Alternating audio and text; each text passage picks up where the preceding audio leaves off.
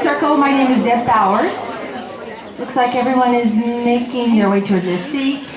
Great crowd today, beautiful morning. Out of respect to our presenters and to one another, please turn your cell phones off or mute them if you wouldn't mind. I will remind you at the end to turn them back on. Okay. Today, the Open Circle mission statement will be read by me, because I always wanted to do this. And I never get the chance because I'm in the back. Power corrupts. Okay.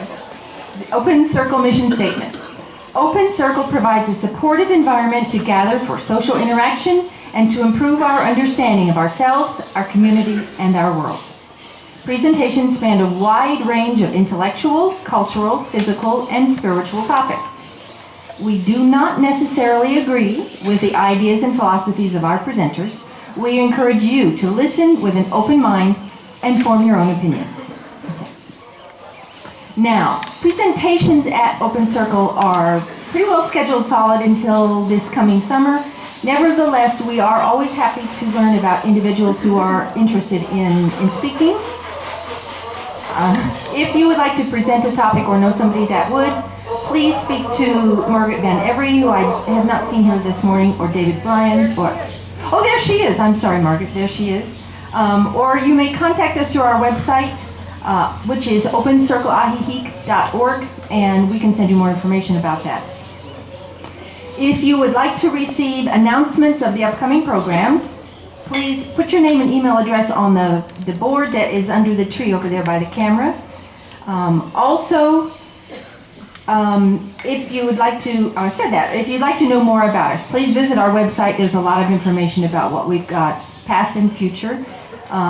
Again, opencircleajijic.org. Internet video streaming of the current and many of the past presentations are now available on YouTube under Chapaladrone. If you're interested in going there to see talks from the past. Now, we would like to know who is with us here at Open Circle this morning for the first time. Please, if you would stand, if you're here for the first time. If we won't ask you to say anything, but we would like to count. Please remain standing long enough for us to take a quick count.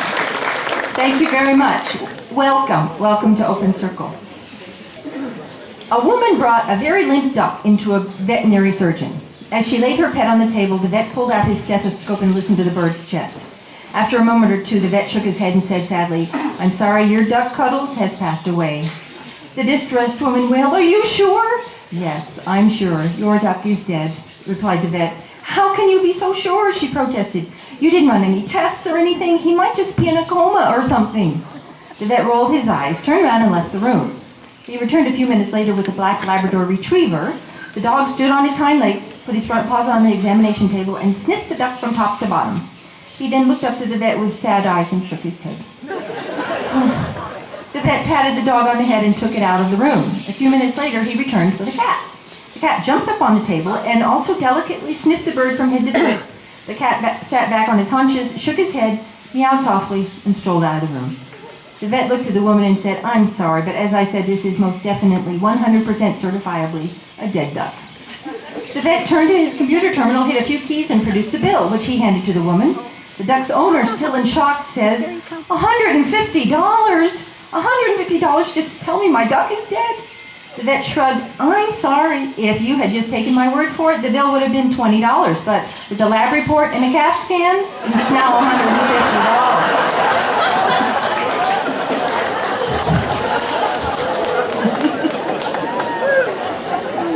Okay. A businessman walks into a bar and sees a jukebox. Snacks on the table, all the usual stuff. Nobody around, no bartender, not a soul. He takes a seat at the bar, and as he does, he hears a voice that says, "Hey, nice hat." He looks around to see who spoke, but he doesn't see anybody. "Hello?" he calls. Another voice, "That's a handsome suit." Still no one. He's starting to get a little freaked out. "Anybody here?" The bartender comes from the back and says, "Well, hello there." "I'm glad to see you," the man says. "I thought I heard voices, but I didn't see anybody." "Oh," says the bartender, "that must be the peanuts. They're complimentary."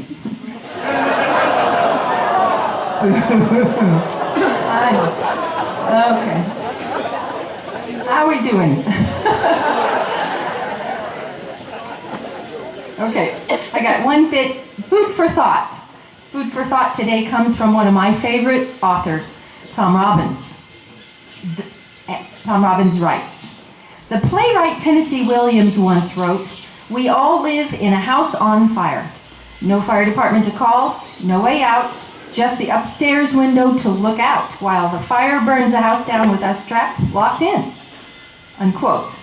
In a certain sense, the playwright was correct. Yes, but oh, what a view from that upstairs window.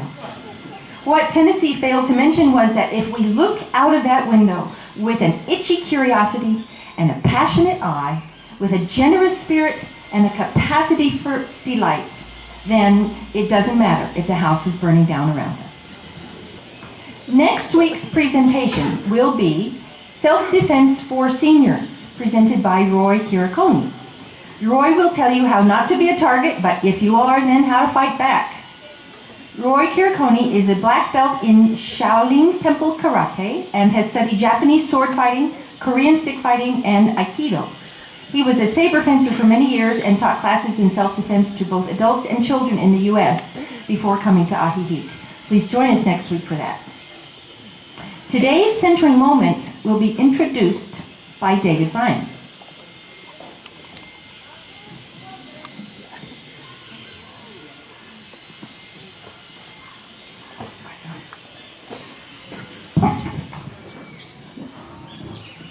Good morning. This morning we're privileged to have the centering moment being sung by Patty Simpson, a dear and close friend of mine. And the song is James Bay's song, Us. Please listen carefully to the words. Patty?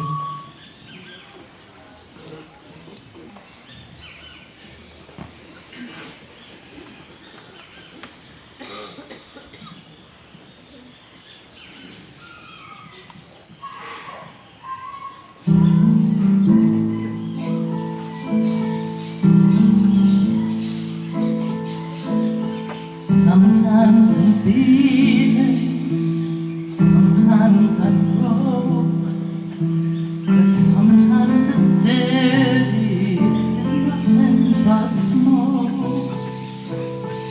Is there a secret? Is there a code? Can we make it better? 'Cause I'm losing hope.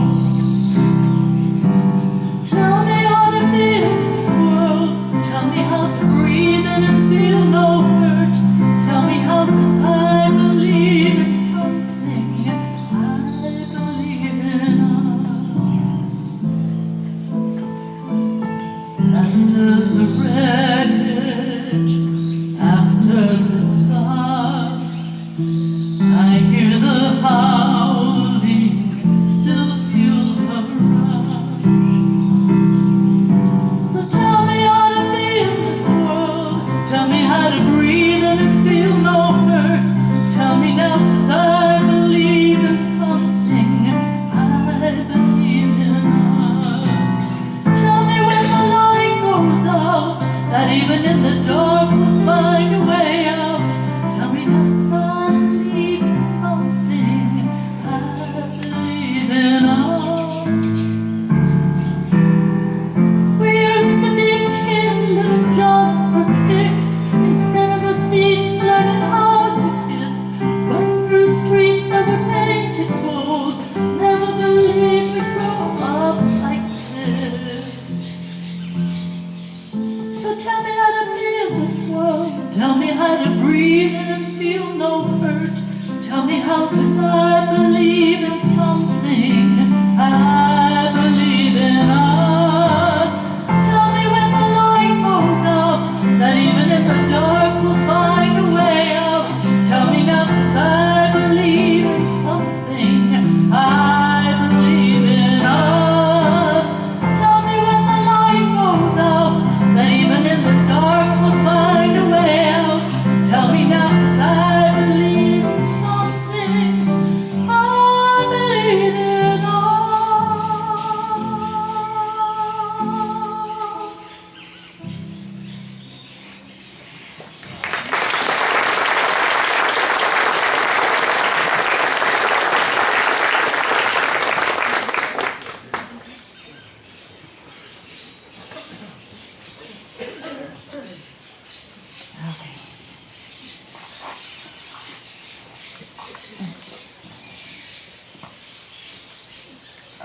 Today's presentation, The Half-Opened Door, presented by David Bryen.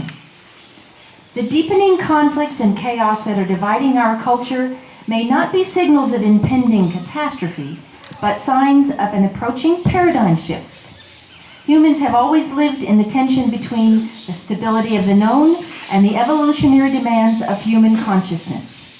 It takes time for individuals and cultures to accommodate the influx of ideas that drive us forward. How shall we decide whether to open or close the door when we are pulled to preserve and to advance? David was a psychotherapist and motorcycle safety instructor before retiring to Ajijic 9 years ago. He is a motorcyclist, woodworker, poet, writer, and Open Circles coordinator. He promises to make us think. David?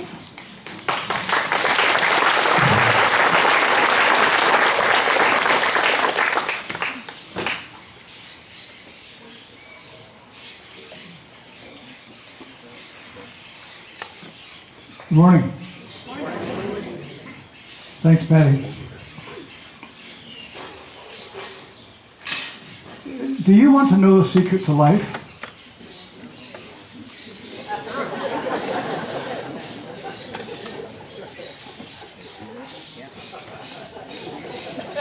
Well, I was fortunate back in 1989. I wanted to put you there, if I could, put you in underneath a big fir tree to get these kind of bowls you there. I was surrounded by 200 prayer ties that I had tied. I was doing a vision quest. Hadn't eaten for 3 days, hadn't had water for 3 days, and I was there in the tradition of a vision quest to pray, to cry for a vision. So on the third night, this beautiful Indian maid came to me, dressed in a white buckskin, and she says, "David, do you want to know the secret to life?" And like some of you said, I said, "Yeah, that's why I'm here." She took one of her hairs out of her head and placed it on a hoop drum, the Native American hoop drum, you know. And she said,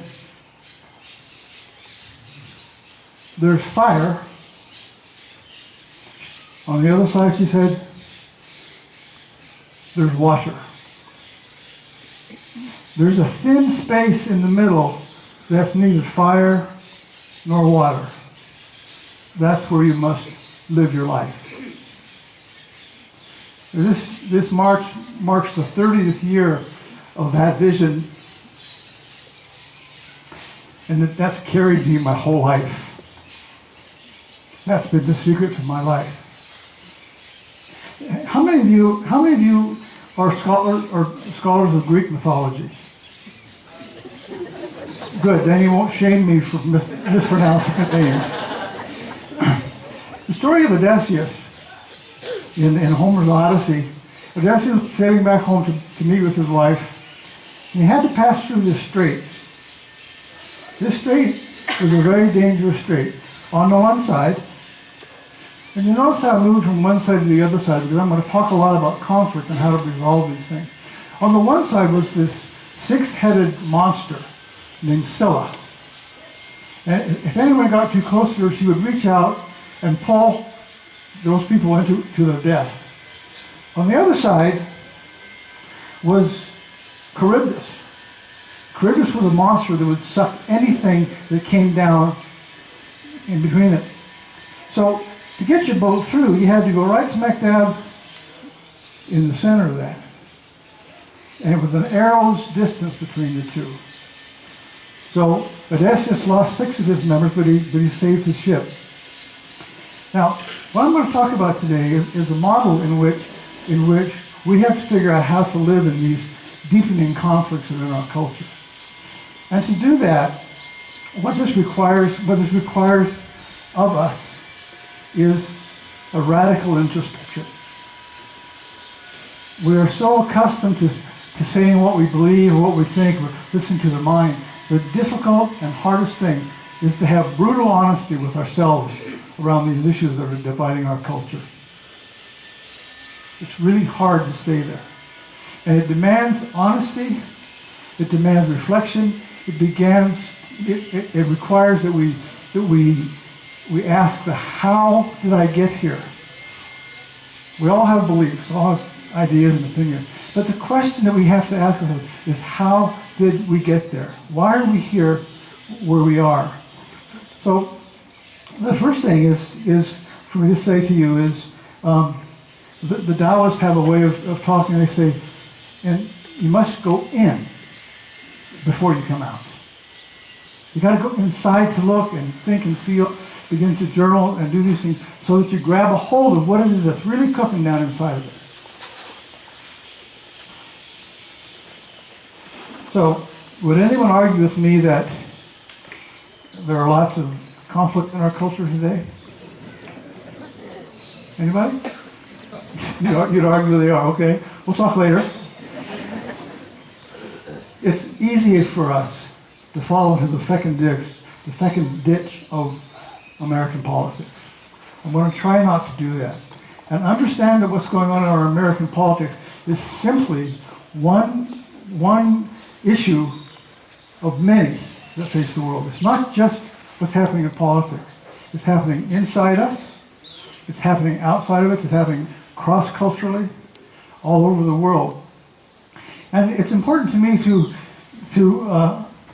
make sure that you can understand that the model I'm giving today cannot be applied to politics, can be applied to neighborhoods in conflict, can be applied to marital conflict, can be applied to the medical issues we're facing, some of us facing.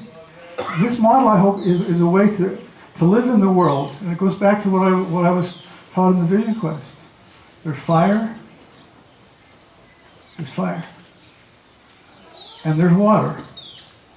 And there's a space in between that is neither fire nor water. That's where we must live our lives. So, I'm going to list just a few things where I see conflict in the culture. And when I get done, I would like you just to speak out the conflicts that I've missed. We'll see how this works. Okay. How many of you, when moving here, had conflicts with family just to move here? Okay, you don't need to raise your hand. I'm just going to ask these questions. How many of you have had a divorce and had to make the hard decision to leave one partner for something a little bit better, or leave because, and can you remember the conflict that stirred up in your family when you did that? How many of you are facing chemotherapy? And the decision, do I take more or less? This decision of how, in this generation, I see some gray hairs out there, but the issue of how are we going to die?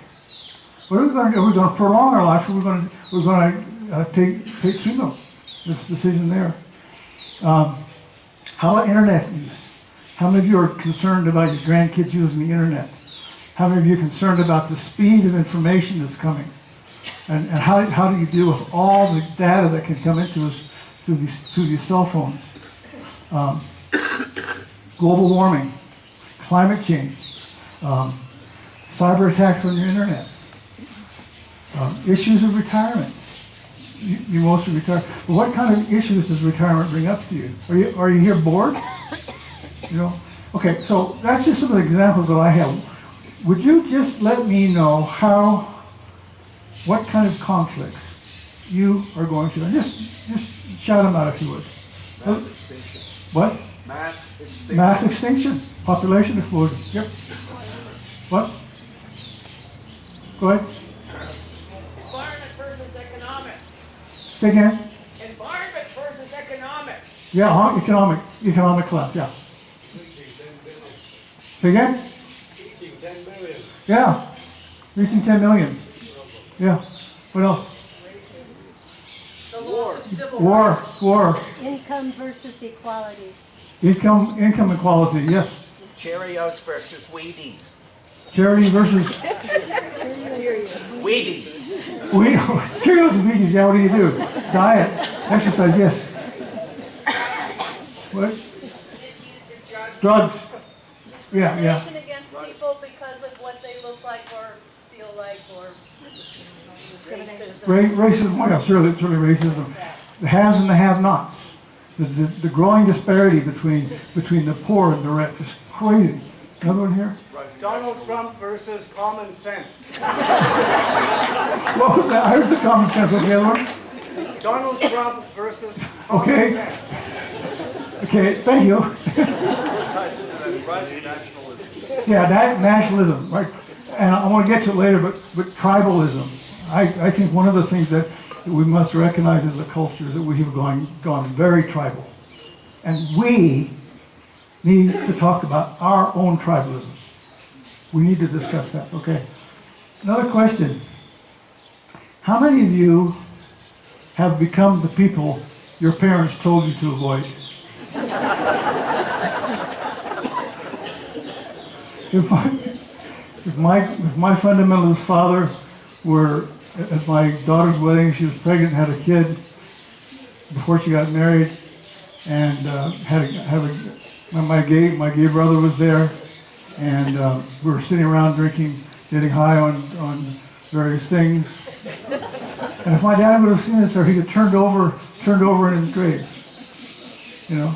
So what I want to point out is that human history has always been caught between the old and the new. You go back to every single event in human history, in human evolution, you'll notice that when the new comes, the old is threatened and there's conflict. How many of you have moved from a more fundamentalist religion to a more liberal stance in your life? Anybody here? I'm sure there are many people. Or how many of you have shifted political parties? Some have, some haven't. And what happens whenever something new happens? What happens when something new happens? It always constellates the old. As soon as we go into chaos, as soon as we go into uncertainty, as soon as we bring in new technology, there is something in the human species that fights it. And it must. This thing we thread as human beings between Scylla and Charybdis demands that we thread this narrow thing all the way through life. So that every time something new shows up, whether it shows up in me inside, I have a debate. A new idea comes to me, I struggle with it. What am I supposed to do with it? It doesn't fit the old form. You can look at Scylla and Charybdis as the difference between form and chaos. And one of my ideas that's in me right now is the idea that the speed with which our culture is changing is making people yearn for an old form that can contain it. So what society does is society will split itself between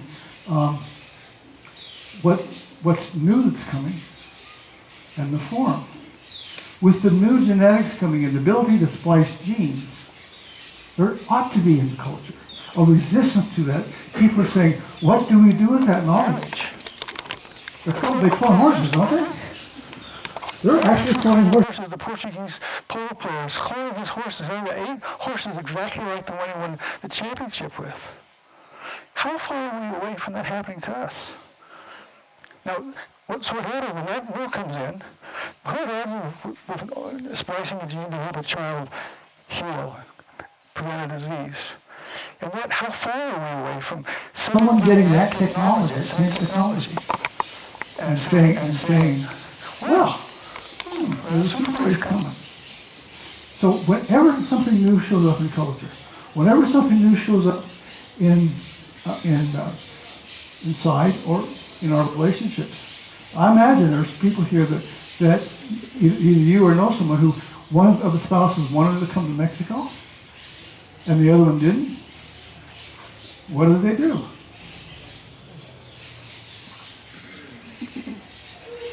Next thing I want to talk about is how fear works.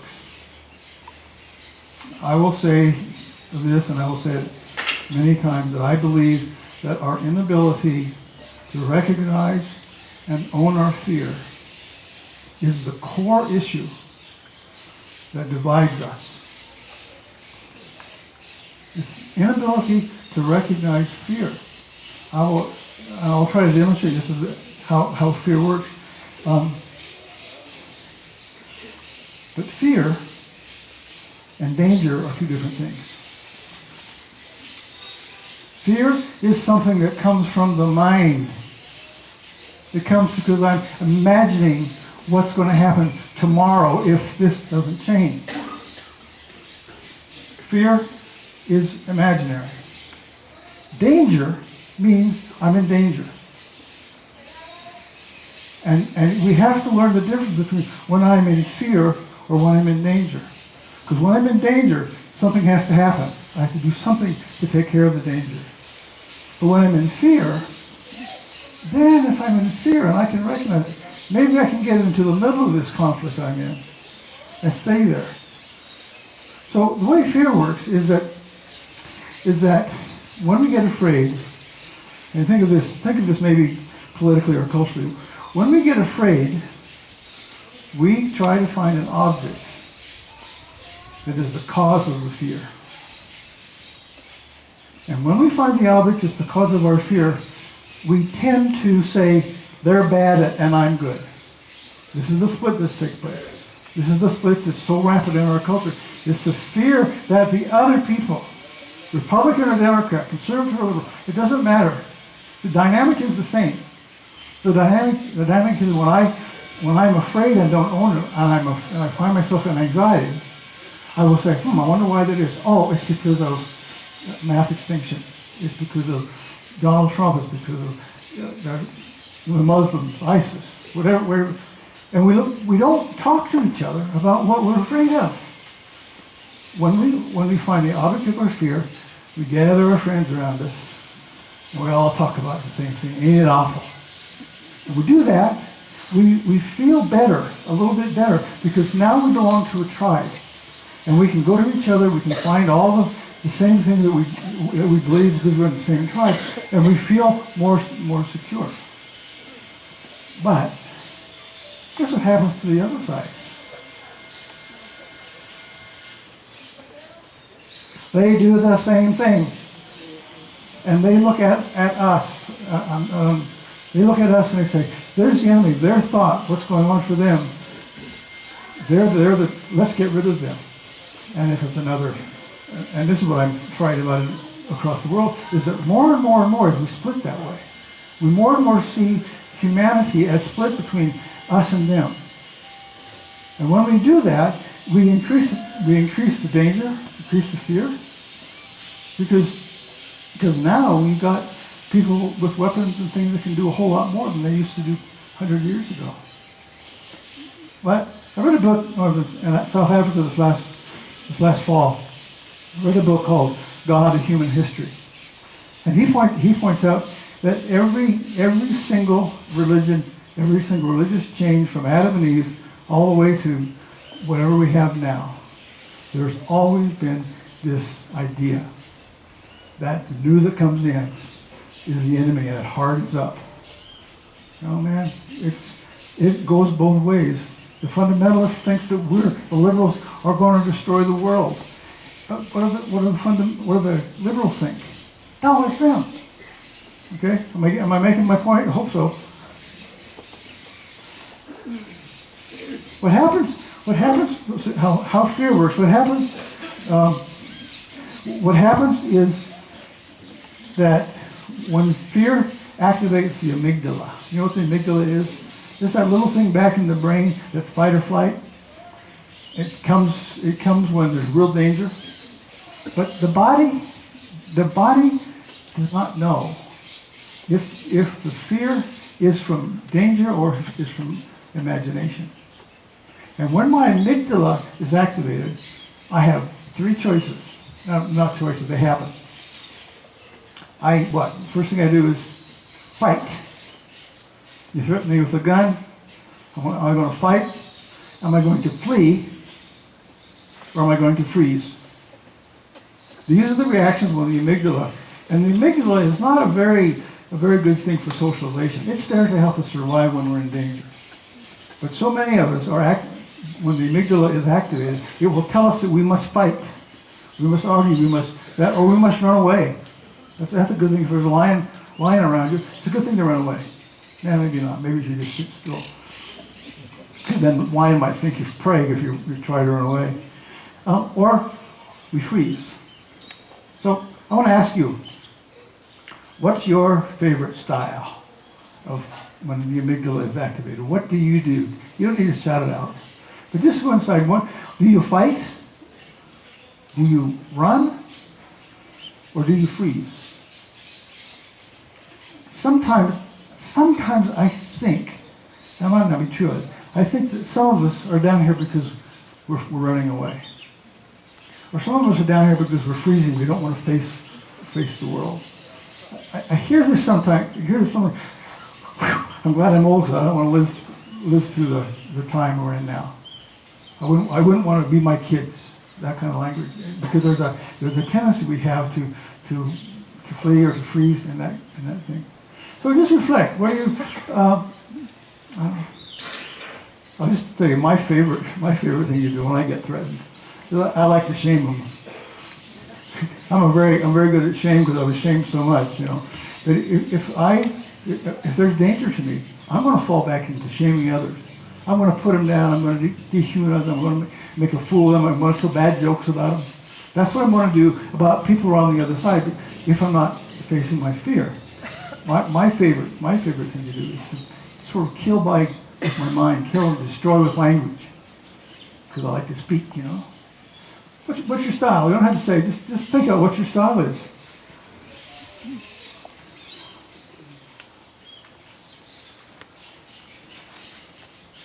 Remember, we were on a cruise down to Antarctica the day of the Super Bowl, and Seattle Supersonics and the Patriots were there. Any of you been on a cruise, those big cruise lines? They have a big theater anyway, and the first night they have everyone come in. Well, they decided they would divide it between those who root for the Patriots and those who root for the Seattle Supersonics. What? We know who you root for. Details. What's their name? They got beat last night, didn't they? Yeah, okay. The Seahawks got beat last night by. Anyway, so divided the room in half between the Supersonics and the Bears, and of course Seattle lost. They tend to do in these big games, but from that point on. Oh, it's not supposed to be political, right? I'm sorry about that. But from that point on, the cruise ship was divided between two teams, and it was fun. It wasn't hostile. But there is this tendency in the human condition to always split between this and that. You don't have a three-way athletic competition. It's always between two. Human beings love the split between, and that's why I think that the myth of Scylla and Carbonos are so good, because he understands that life is lived in the middle of those two things. He lives in the middle of those two things.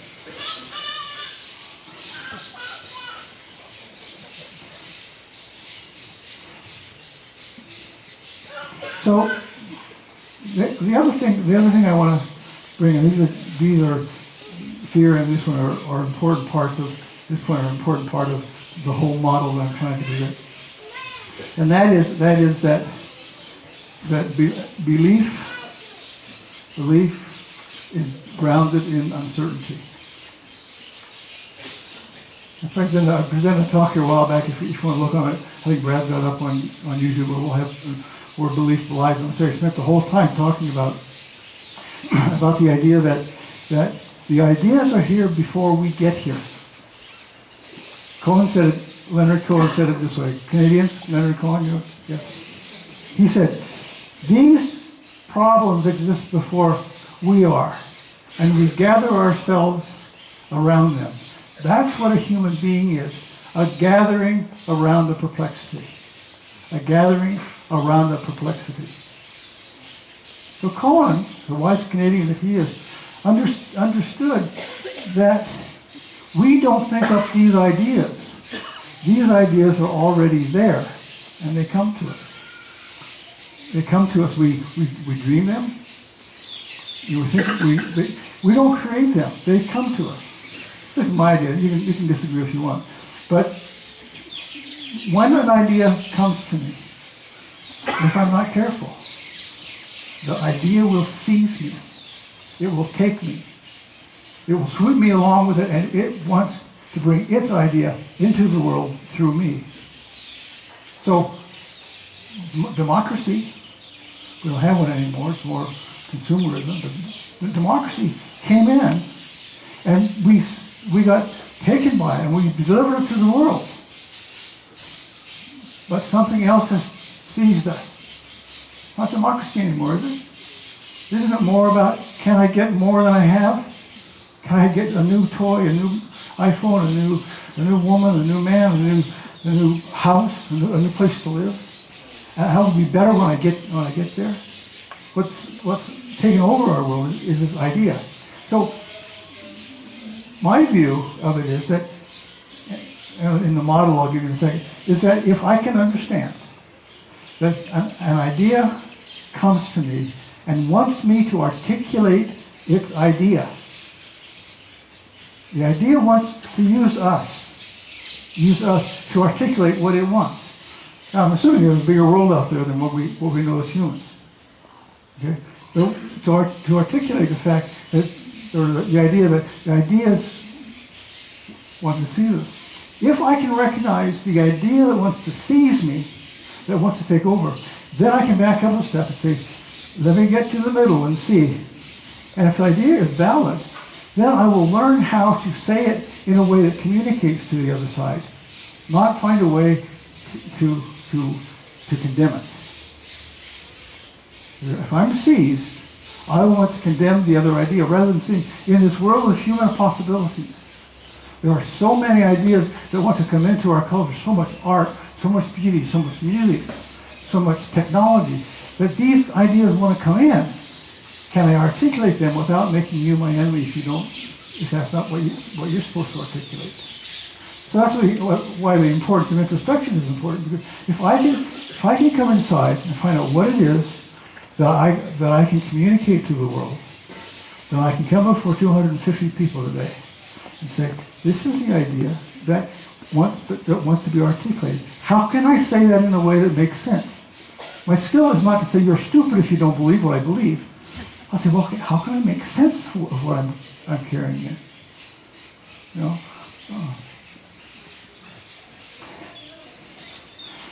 So the other thing, the way to understand that is that I can either be seized or I can relate to the idea that is coming through. I have a choice. And we'll talk in a second about how I can know if I'm seized or not. I want you to know that I have notes here that say I should be here by 11:11, and guess what time it is? It's 11:11. David, you're right on track here. I have a tendency when I speak to, I've been cooking this for 30 years, this idea for 30 years. So there's a lot there that wants to come rushing through. So my task is always to bring it down so I don't end up in the last 5 minutes saying 20 minutes worth of my lecture.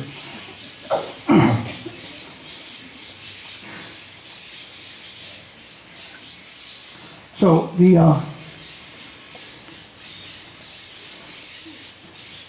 model. This is the model that I want to give you. So this is what I'm set all this stuff now in order to get you here. There is always a longing in the human spirit for more. We grow. That's what a human being is. We do not stay static. We always grow, always be new. I cannot imagine what the next 20 years is going to be like in technology. I keep reading stuff. It's going to go be crazy out there. But when the new comes, we also want to find stability. So we are caught between, on one side, we'll go here again, one side between the form that takes new things and fit them in so they work in our society, and the advancement of science and technology and newness. You know, the stuff they're doing out there on the edge of science is just mind-boggling. Those are universes that are billions of years old, you know, light years ago. And so when all this stuff comes in there, there's a longing back to what we know. What do we know? How do we fit this new stuff into a moral framework that makes sense? I was in a grocery store the other day, and I saw this 1-year-old kid, could barely walk, had an iPhone. It was a kid iPhone. I thought, wow, what's the world going to be like when that kid grows up? So when the new comes, if people resist it, you'll see this in a lot of the science, when people resist the new science, it creates resistance in the other. And I want to say that the resistance and the new are part of what it is to be human. That's how we grow. Rilke has a poem that says, "This is how this man grows, by being decisively defeated by constantly greater beings." This is how this man grows, by being defeated decisively by constantly greater beings. So whatever you hold now will be, in the future, changed, modified, integrated with what you know and the new that's coming. That's just the model. The model is, the first part of the model, is that society needs both. For those of you who are conservative, you need the liberals. And those of you who are liberal, you need the conservatives. I said that. I said you need both. You can't live in society and not have that. Otherwise, it just gets stultified, and whatever it gets static and stuck. So it's got to change. So if we can begin to see that the divisions in our culture, the conflicts that are deep in our culture, are necessary splits for this. So the necessary split, maybe we can begin to say, what is it in the conservatives that I value? What is it in the liberals that I value? What is it in population growth that I value? What is it in the what's the opposites that are here? Can I get big enough, away from my possessions enough, to really ask the question, how these different segments in our society, or in our own lives and our relationships, are handled?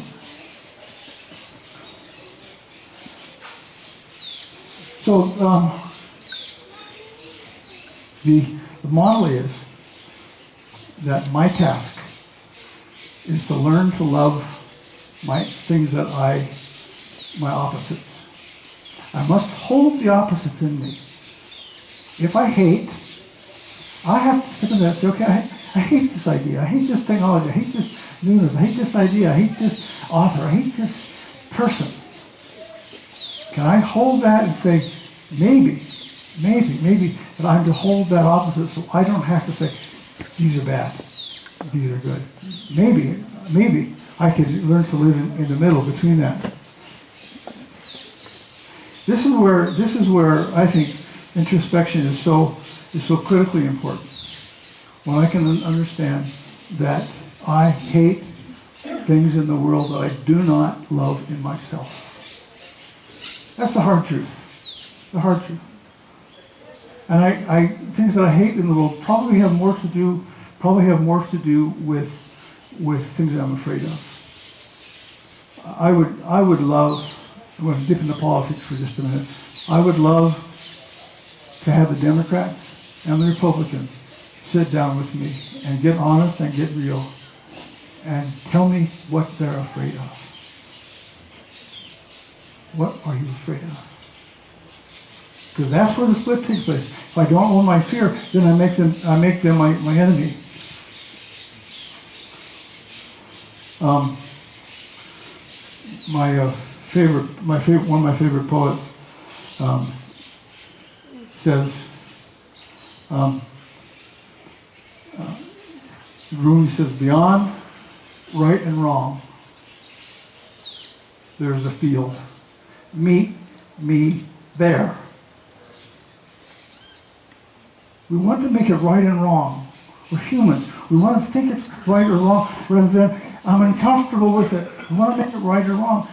But Rumi says, beyond right and wrong, there's a field. Meet me there.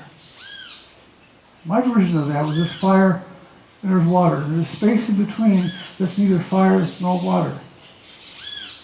Meet me there. That's where you live your life, between the fire and the water. We are human as human beings. We are a battleground for ideas. We think we're the top of the pile, folks. We are a place where the battle in the universe takes place. The battle takes place inside what it is to be human. We will not be able to escape that. We will not find a new savior that will take us to the next salvation.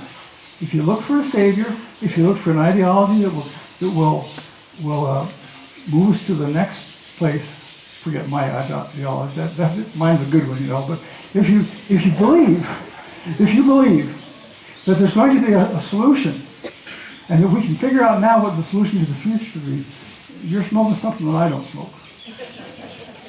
It doesn't happen that way. We get there as we live it. We don't plan how to take over the world. It just takes over. We are living in a world that is not prescribed by the human ego, and we want to think we are. And we need to step back to that place and get to the point of realizing we're not. Okay.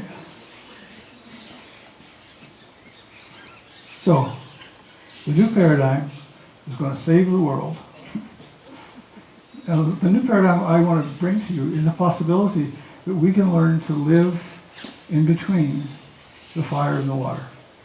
I'd like to aim towards closing by reading a poem that I wrote many years ago. And I wrote, I must go where the wind takes me. Not like a hawk, wide wings circling, ascending thermals, effortless towards a higher life, freedom from a weightless body. Not like a hawk, whose wide wings circle ascending thermals, effortless towards a higher life, freedom from a weightless body. Nor like the keen-scented salmon, feeding in the deep, going by its nose to the place of its birth. But like a winged seed, I must go where the wind takes me, caught between earth pulling for roots and the sky entreating leaves. This dual kingdom I call home.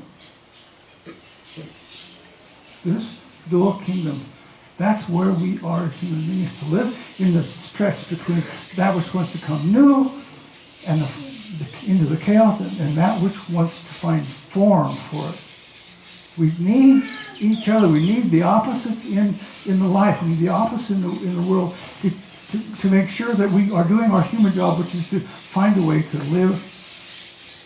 My other favorite, Lao Tzu, says this, do you have the patience to wait until the mud settles and the water clears? Can you remain unmoving until the right action arises by itself?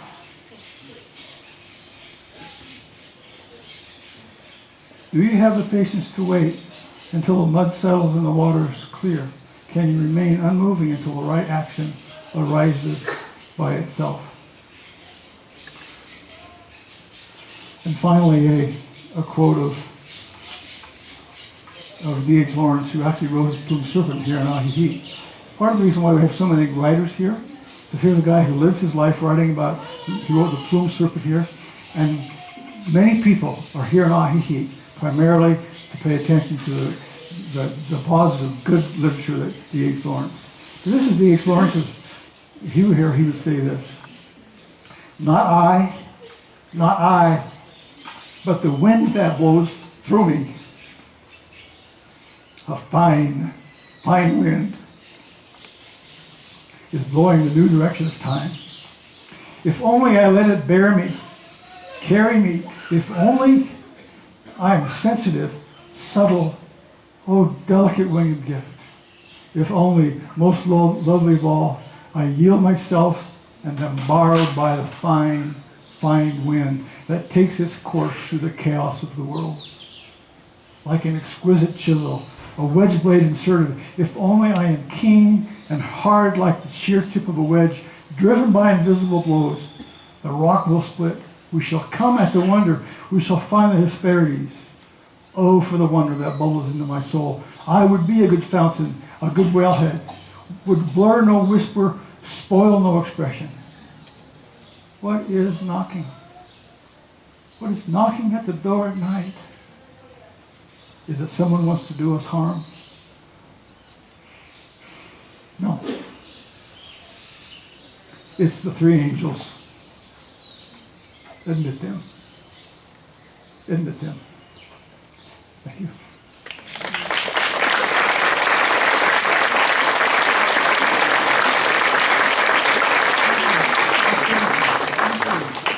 If we'd like to take some questions, if anyone has questions, please raise your hand. A microphone will be brought to you so that everyone can hear. Yes, thank you very much for your nice, deep presentation. I like very much that metaphor, water and fire. And we all go through life through difficult situations. Suffering is one of the realities of life. Now, I was wondering, since you had that experience in 1980 or something, if you could share a personal experience of a difficult situation between water and fire and how that approach to life, that philosophy has helped you. That's a good question. I could, in private, I could talk about a lot of those situations. That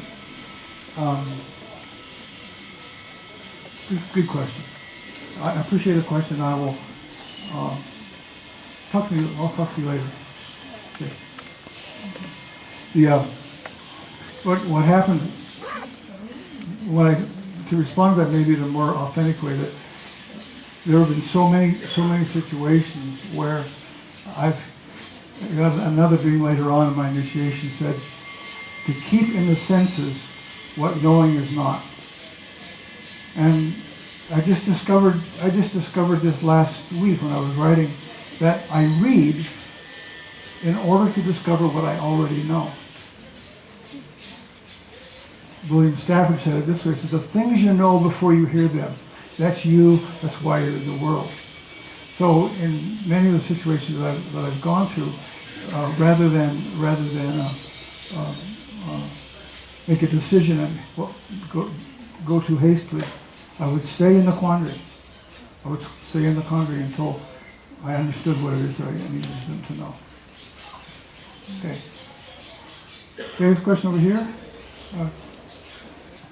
There were a few words that I didn't hear you say, and I wonder if you deliberately omitted them because of connotations somehow you didn't want to convey, or they were just omissions. Namely, things like tolerance, compassion, diversity, humility. My feeling, there's a lot of words I didn't say. Good God. I've been working on this for 30 years. I would be reluctant to say that our task is to be tolerant. Because then I say, if I say that, I must say, where should I not be tolerant? What am I called to say? Now, I don't have a particular need for me to say, be tolerant. I don't know if being tolerant is the right way or not. I think some of the people that are rioting about bad things, they need to do that because maybe they're called to do that. It's not my call. So for me to say you should be tolerant, you should be compassionate, I don't know. I don't know if I'm supposed to do it. If your introspection takes you to the place where you say, I must find a way to teach compassion, then teach compassion. My thing, what I'm called to, is to talk about how to live in the middle between the opposites that we split by. So, yeah, but a lot of things I didn't say. A lot of values I have I didn't speak. A lot of people I hate, but I don't want to talk about because that would discredit what I'm trying to say, right? So, yeah, you're right. We have any other questions? Anyone? Okay. I think there's a difference between real fear and perceived fear. And what we perceive as fear is those things that are important to us. And if you live between fire and water, it often takes us nowhere, I think. Anyway, I'd like you to address that. Okay. My experience in life is that, like, for example, I have waited for years to begin teaching down here very much. I have a lot to say. I've thought a lot. I've been writing for years about it. I find myself moving by being still and writing and being introspective. I find myself moving to the place where I'm almost ready to teach what it is that I know. And rather than jump out there before my soul says it's time to do that, or my intuition says it's time to do that. And you could criticize today when you're 70 years old, you've not given enough of yourself out to the world. You could say that, because I didn't do anything with it. But I find that the more I wait, the better I am at communicating what it is that I've been asked to bring forward. Okay? So, yeah, there could be a criticism of what I'm saying, but, well, if we all just sit in the middle and don't do anything and become passive, I don't think I'm a passive person. I'm very active in what I do. But it may not be something that's extroverted and shows in the world yet. When it's time, it will. Okay, question? Yes. There's a question here in the middle. Yeah, I appreciate it. Then I would love to see you sit down with two opposing political parties and stick handle through the middle and see what came out. But my question is, in my own experience, where a good discussion of issues stops dead in its tracks is when somebody or some people on the opposing side take it personally and it becomes part of their psyche. It's almost like instead of talking about the issue, you're talking about their deficiencies. Could you comment on that? Yeah, let me address that. Part of what I missed here is that when we have an idea and the idea seizes us, then our identity becomes what seizes us. And when our identity becomes tied up with what we believe, or the ideas that are there, then someone attacks my idea or my belief. Then they're attacking me. They're not going after the idea. And so to say with opposite parties would be, I need you to stay with what you're afraid of. That would be, if I were in that position, which I'm not, I would have to be, but that's what I would do, is tell me what you're afraid of. And I want that to get down to the personal fear that they have. People are afraid of mass extinction. I'm not mocking you, but mass extinction. What's the personal fear in that? What's the personal fear? Well, might be my grandkids, might be something like that. Okay? So what I didn't bring that point up is that we identify with the belief and we think it's us. The tribe that's why we go to war. The tribe thinks another tribe is going to get it. That's been going on forever. That's not new in our culture. It's been going on forever, and will probably go on forever, as far as I can tell. Back to that. We have one here. Okay. Okay, so the trouble is, from my perspective, the world has evolved itself to the brink of extinction. The brink of extinction. And it's not just idle fear. I mean, I cannot say I'm afraid. But it's what we call today's science. It's recognition of what is. And often I take myself back to the model of Immanuel Kant, who said, how can I live my life as though my actions could become a universal law? And many of our actions, the wars, the consumerism, all of that, are part of this shift of the middle to the extreme end. Okay. So we would all avoid those things if we care about the results. Let me say this. Please don't pull out your guns and shoot me for saying this. But humankind has to make a shift. We cannot continue on the rate of taking over our world. We have to make a shift. I think the chaos that we're in is absolutely essential for the human beings to make that paradigm shift. It's essential. We're not going to take care of the world until there's some massive shift, some trauma. So if we can stay in the middle and begin to articulate and wait for that new movement to come in, that's where to live life. I remember Joseph Campbell came and talked to us when I was in Portland. He was a lecturer there, and he said, for those of you who are Christian orientation, know the story. He said, the miracle was that Jesus was raised from the dead. The miracle was that the society was ready to hear his message. Something bigger than us is moving this culture along, and it will require a huge paradigm shift. I have no idea how that's going to work.